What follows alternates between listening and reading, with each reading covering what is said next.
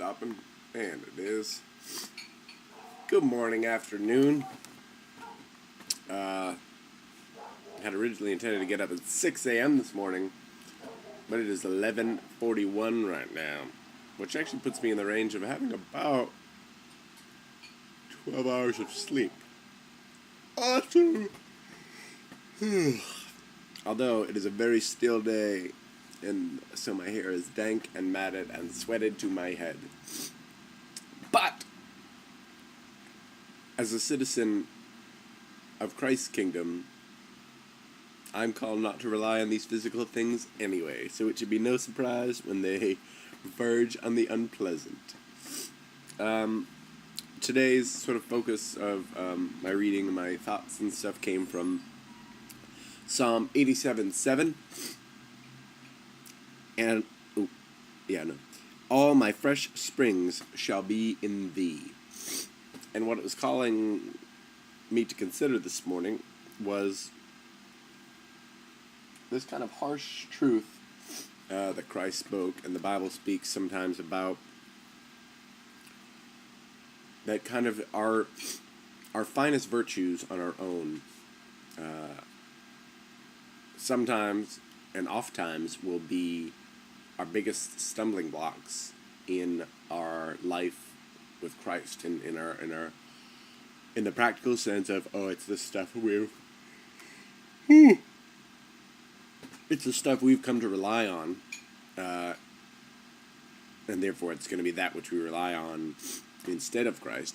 But also in the way that I think it presents us with a fallacy that then Christ has to kind of dismantle, which is that we have any good in us, that aught is good within us, because it ultimately isn't. We're told that all, and even that those virtues which we held dear prior to Christ calling us and changing our life, even those oftentimes will pass away. Sometimes he'll transform those, and he will use some of your natural inclinations to then inform kind of your new life and your work in his kingdom and your just work in general. But sometimes he'll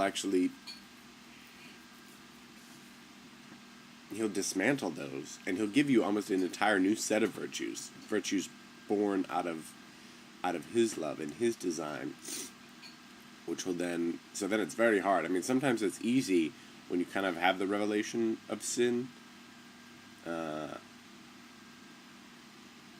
that to give those things up. Well, I wouldn't say easy, but then you're doing the right thing sometimes when you don't do this other thing you want to do that is not appropriate. But with all our joys, with things that we actually have always cherished and found glorious and beautiful, and there could be nothing wrong with those. When Christ tells us our old life, we have to die to our old life, the entire thing. And who knows, he might resurrect pieces from that old life, but you'll never know until you surrender it. And do you really let him tear asunder even those things that you felt were most precious to you?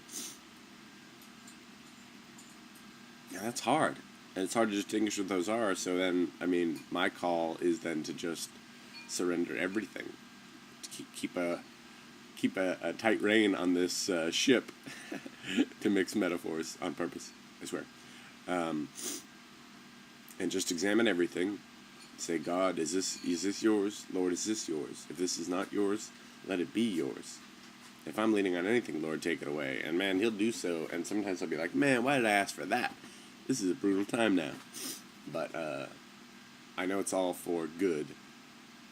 And that's not me falling back into light at the end of the tunnel thinking. I'm just saying I know it's for his good.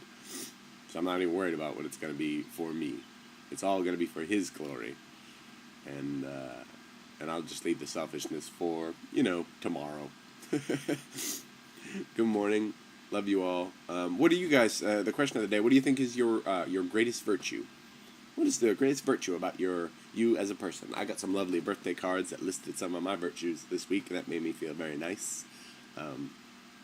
Cautious, of course, now reading this, but what do you think is or what do you think others would describe as your finest virtue? the thing about you that rings out the most true and most bestest and loveliest and grand? Tell me.